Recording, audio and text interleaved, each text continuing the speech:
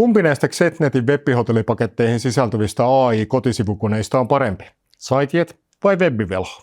Sehän me selvitetään nyt.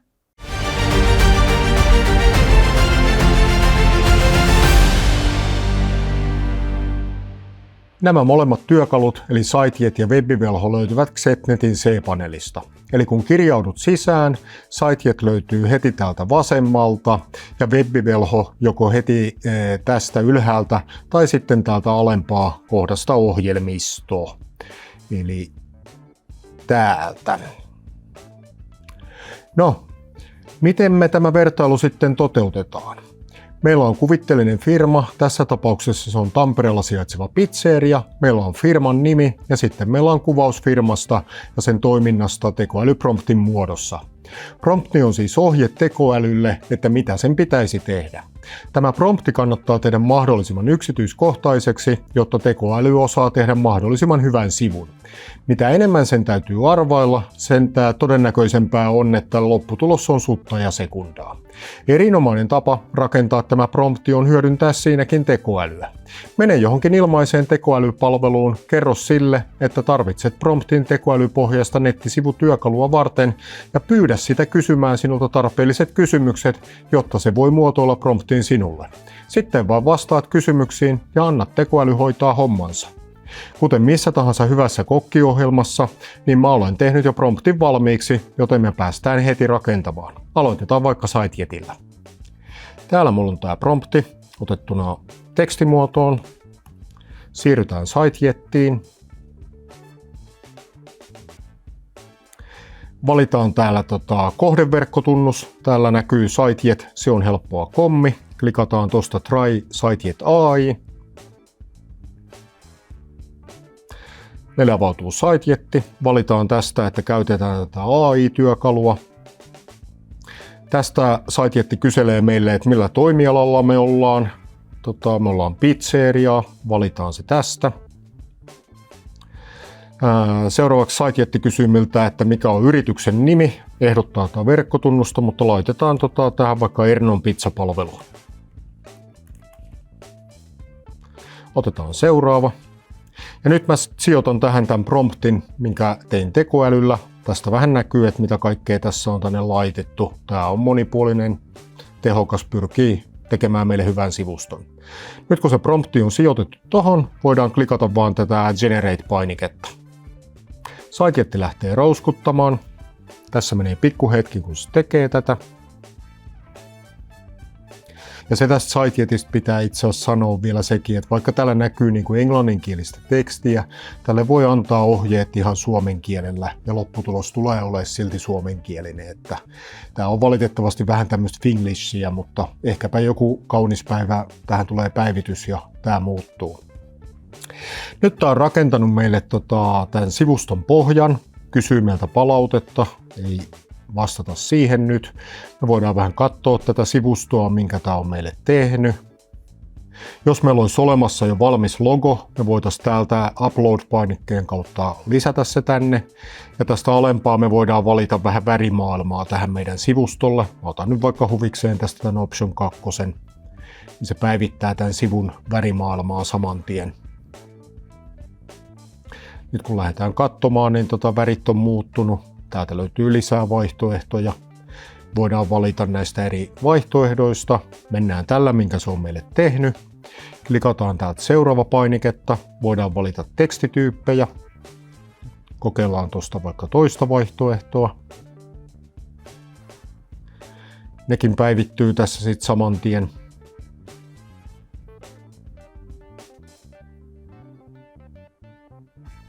Kuvat ei ole välttämättä ihan parhaita pizzerialle vielä, mutta niitä voi vaihtaa itse jälkikäteen, jos haluaa. Ja tietysti aina paras on joka tapauksessa käyttää omia kuvia. Täältä voidaan sitten valita vähän sivuston sisältöä. Täältä voidaan katsoa tätä etusivun yläpohjan rakennetta, muuttaa toiseksi. Otetaan vaikka toi. Sitten täältä alempaa voidaan valita eri osuuksia, mitä me tänne meidän sivustolle halutaan. Ja voidaan ottaa vaikka, täällä on tämmöinen call to action, eli varaa pöytä palvelu. lisättynä automaattisesti. Voidaan laittaa hintatietoehdotukset.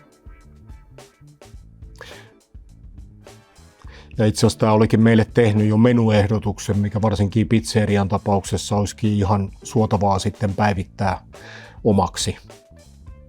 Täällä voisi laittaa esittelyjä, asiakaspalautetta, galleriaa vaikka tehdyistä annoksista ja jos on kumppaneita, niitä voisi tehdä. Nyt jos me ollaan tyytyväisiä tähän, minkä tämä on meille tehnyt, otetaan täältä tämä Edit Website ja päästään itse muokkaamaan sivustoa tarkemmin halutuksi. Jos halutaan muokkaamaan jotain tekstejä, klikataan tästä. Gluteenittomat pistetään vaikka tuohon maukkaat pizzapohjat. Ja hyväksytään nyt tämä muutos tässä. Kuvia voitaisiin vaihtaa, laittaa uusia leikepöydältä, ladata tiedostoja, muokata sivua muutenkin. Täältä voidaan katsella, että miltä tämä näyttää eri päätelaitteilla, tabletilla, puhelimella. Sivusto on siis ihan suoraan responsiivinen ja toimii kaikilla eri päätelaitteilla. Nyt jos me ollaan tyytyväisiä lopputulokseen, me voidaan täältä sitten ottaa julkaise-painike. Se siirtää sen suoraan tuonne palvelimelle. Tulee tämä Your website is being published. Odotetaan hetki, sivustoa julkaistaan.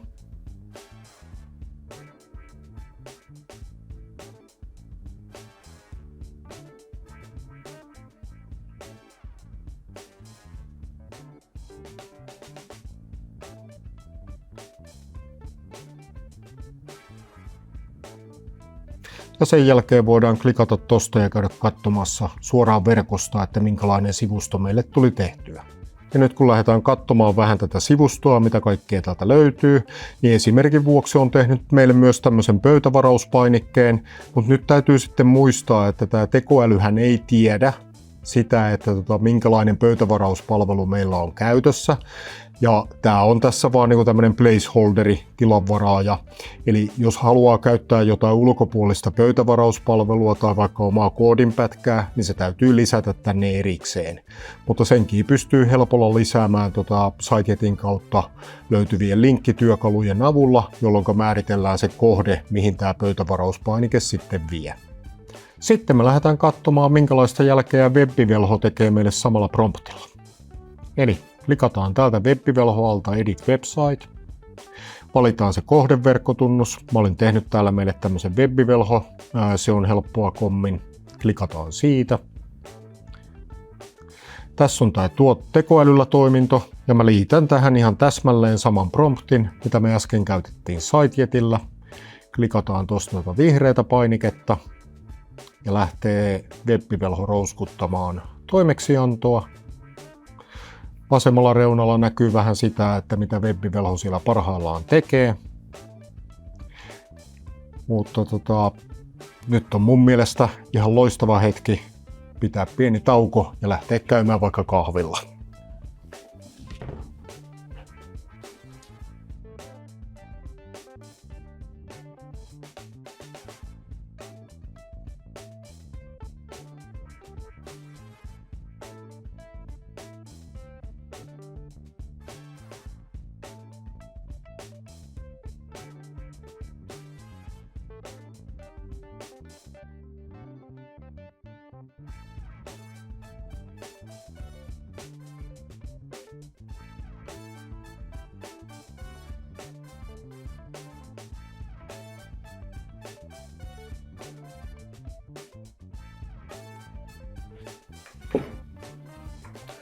Noin.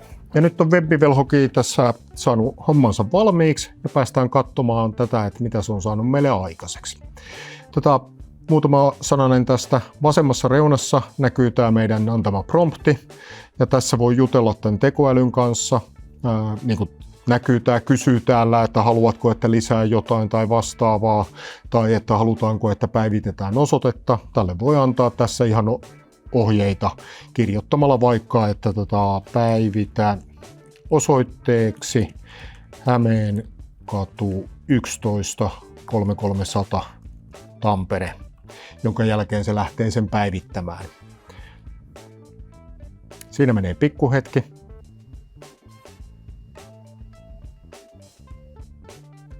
Noin. Ja nyt web-velho oli päivittänyt meille uuden osoitteen Hämeenkatu 11 eri paikkoihin, näkyy täällä alareunassa ja muilla sivuilla, missä osoitetta on mainittu. Ja tosiaan täällä on ihan nämä normaalit web-velhon editointityökalut. Voidaan muokata tekstisisältöä, jos halutaan. Laitetaan tuohon vaikka herkullisella gluteenittomalla pohjalla. Klikataan muualla ja päivitys on tehty ja voidaan täältä vaihtaa kuvia halutuiksi, katsoa vaikka eri sivuja täältä, että mitä täällä on tehty. Siirrytään toiselle sivulle, tallennetaan muutokset tässä välissä. Tässä tämä tekoäly on tehnyt meille tämmöisen ihan kuvitteellisen tarinan, mikä olisi toki hyvä muokata omaksi ja todelliseksi. Ja vähän muuta tämmöistä myyntisisältöä ja tekstiä. Jos me halutaan esikatsella tätä sivustoa, minkä tämä on tehnyt, oikeasta yläreunasta löytyy esikatselupainike. Klikataan siitä.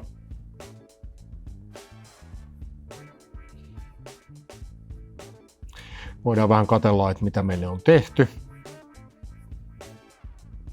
Etusivua, ajankohtaista,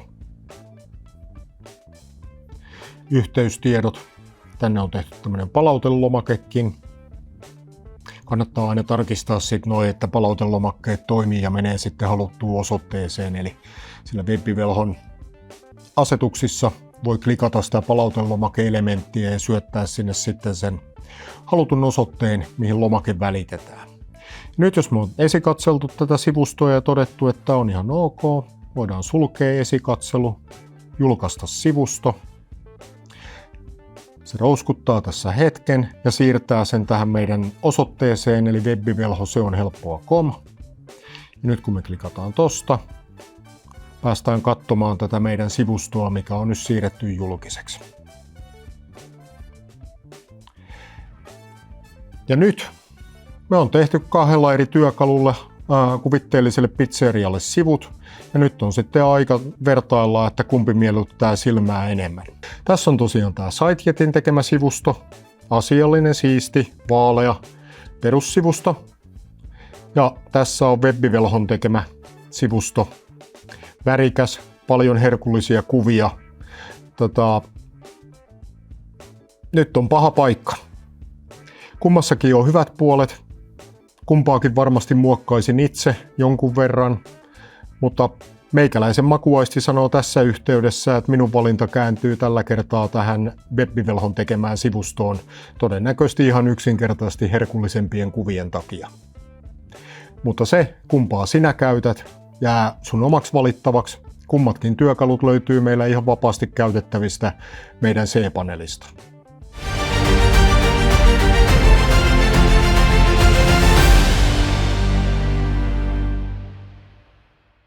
SiteJet ja web-velho löytyvät kummatkin vakiona kaikista Xetnetin webhotellipaketeista. Käy tilaamassa omasi osoitteesta xetnet.fi.